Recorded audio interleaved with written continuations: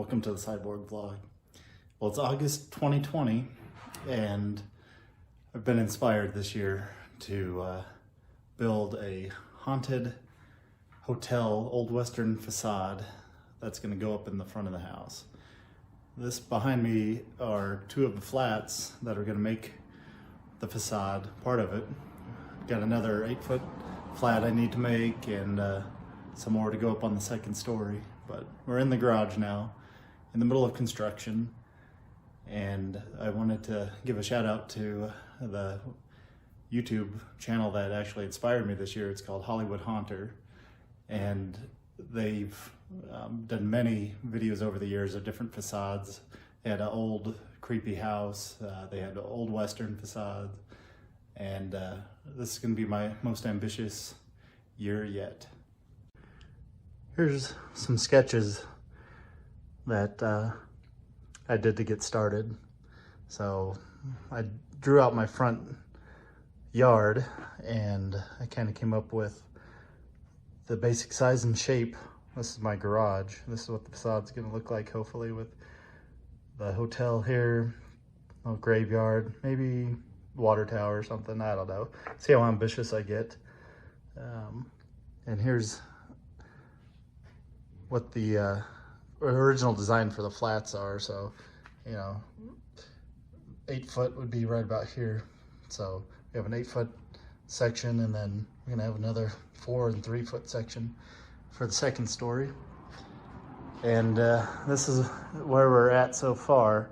And in this video, I'm gonna show how I built one of these flats, and hopefully as time progresses, I'll keep doing extra parts to these videos to see how it progresses, what kind of illusions I'm going to put in these windows, and how I'm going to dress the outside. So stay tuned. All right, so here's one of my flats that I've got laid out, the frame for it anyway. What I did was I have a top and bottom rail that is going to be 48 inches on the front, and it's going to be 8 foot tall. So I'm going to be able to skin it with one of these pieces of 1/8 inch plywood, a full 4x8 sheet. Now notice I cut this side on an angle. It's 22.5 degrees because I'm going to make a 3-panel section, and it's going to form a corner unit. Okay, and I've also made it to where the 2 studs on the side fit in between the top and bottom rail. And I put some pocket hole joints there just to hold it a little more securely. Now these other cross members, they usually call them like toggles. I'm doing this a little bit different. Instead of having another main one go down the middle, because I'm gonna have a window here in this flat, I've cut these in between on the inside.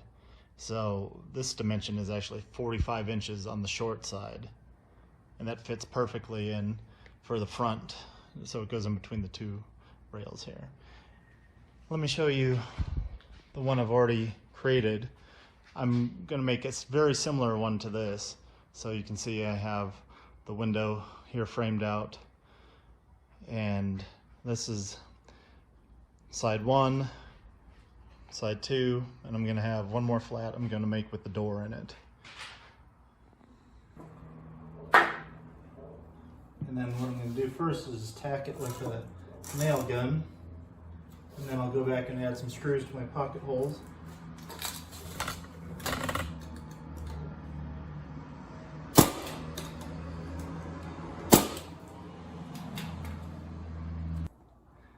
Okay, now I'm going to put the screws in the pocket hole. And this will give us a nice tight joint.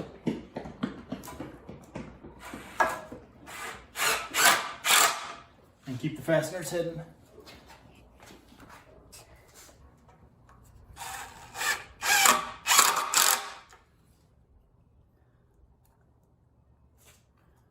So what are you doing?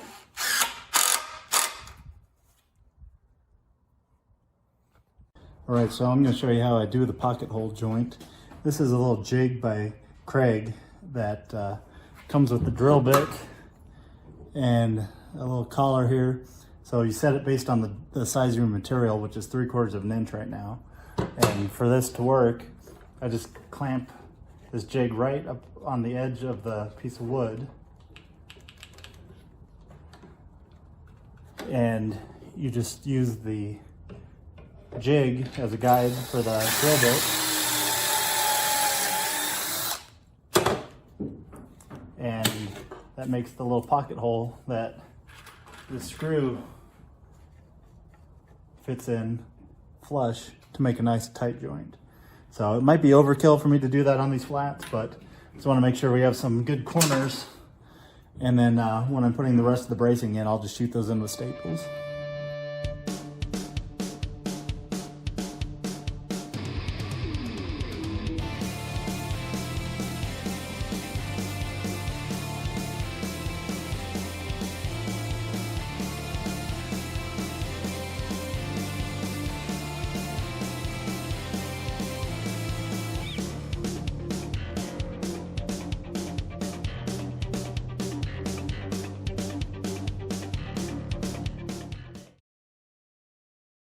Okay, so what I did to get these in the right spot was I just measured up 3 feet from the bottom and 6 feet to the bottom and just marked those out. So I knew exactly where to attach those pieces. Now the next part that I'm gonna do, a little more complicated, is this window. As you can see, it's kind of off kilter a little bit. It's a little bit cartoony, and that's just so at night when it's a haunted facade, it looks a little creepy. So here's my initial drawing, and this is this flat would end right about here, and this is the second piece I'm going to be putting on the top. But here's my original idea for the window. It's gonna, so this facade's gonna have two stories, but I decided to make the window a little exaggerated. So here's some sketch ideas I had, and here's some original drawings that I had of how I was going to lay out the bracing on these flats. So here, I kind of modified these a little bit, and this is going to be the middle one with the door. But basically, I kind of sketched out, I knew any shape needed to have 360 degrees in it. So I kind of just drew and calculated with the protractor what I needed these to be. So my cut list for this will be, I'll have this first side piece here, which is going to be 2 foot 6 inches, so 30 inches. I'm gonna cut a 4-degree angle on this end and a 9-degree angle on this end.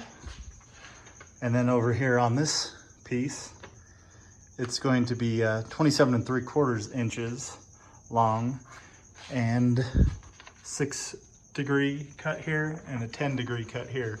And then this piece, it ended up being a little over 27. I just kind of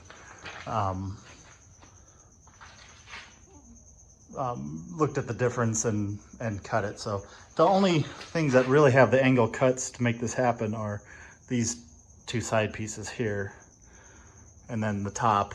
I mean, I could have tried to figure out what this angle was and make it look nice, but since you don't see it, you don't have to. So that's the 3 pieces we're gonna cut next, and I'm gonna get that right in this opening here, and then finish putting in the rest of the bracing. Now doing these window pieces with the miter cuts or the angle cuts, a little bit more difficult. But with just some little pre-planning, and just expect to make mistakes when you cut these angles. See, this one, the board is kind of like a parallelogram where both the angle cuts are going the same way. On this opposite one, it's kind of like a rhombus or a trapezoid shape. So we just gotta think about it, lay out the angles, make some cuts, lay it out, put the piece of wood.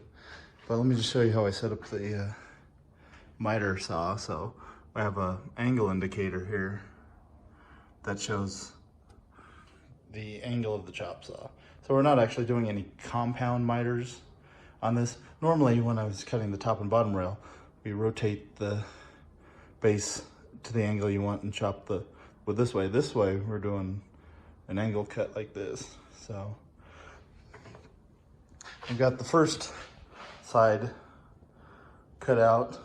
Working on the second one, I measured it out at 30 inches, and then we just need to attach it at the top when we're done.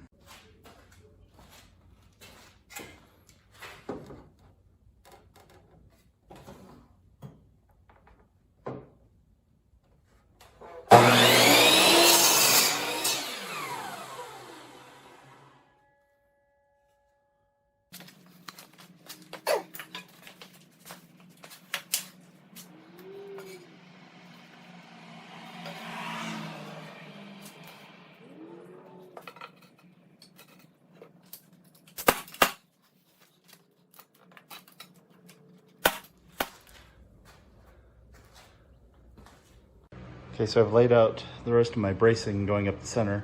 What I did was I just measured over to the center, and so 2 foot right here in the center, and then I made 3/8 on each side, the thickness of this board. So when I shoot that in, it's gonna be right in the middle of the thing. So what I'm gonna do here is staple up through the bottom and down through the top. And I can do that for the small piece too, but see, we run into a problem here where this brace comes in.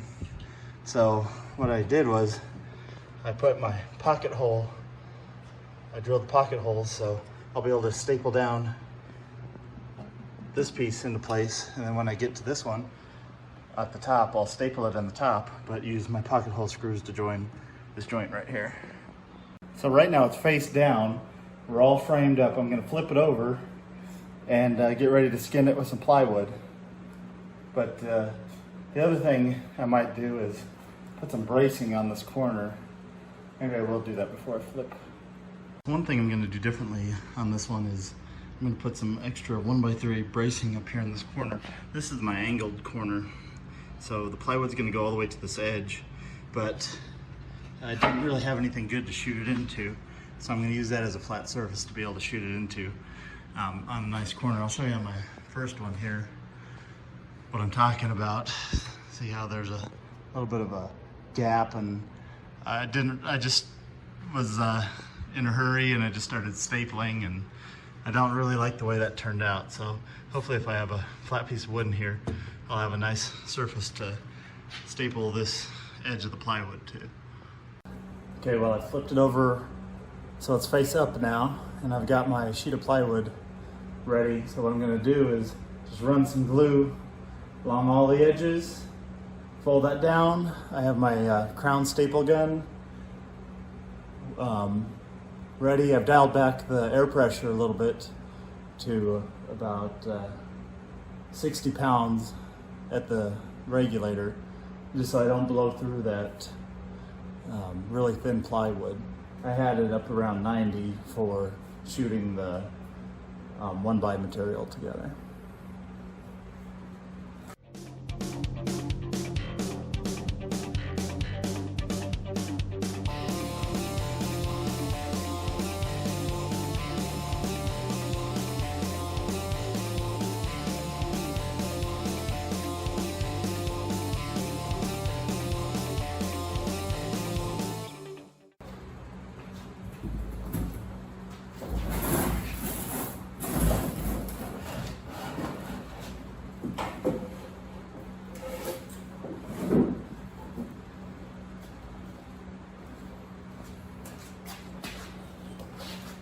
Try to get lined up good here at the bottom edge first.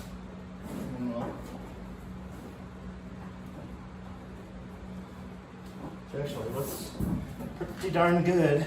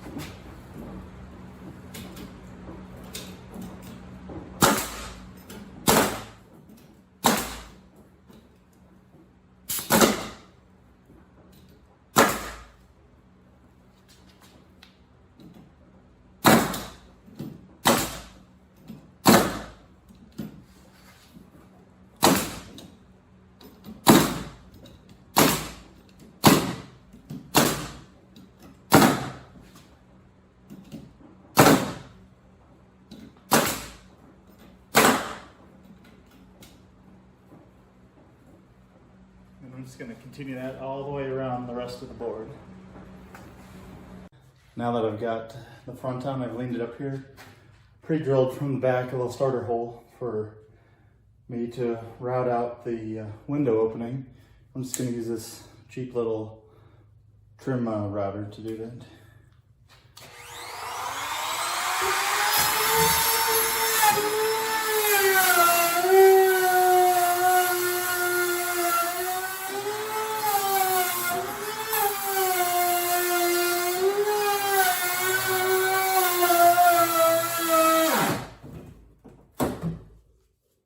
Like I said, cheap.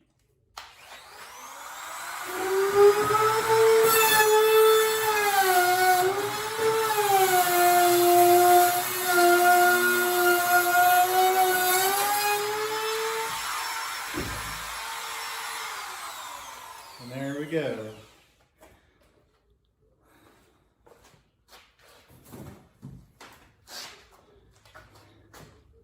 Well, that's it for this time.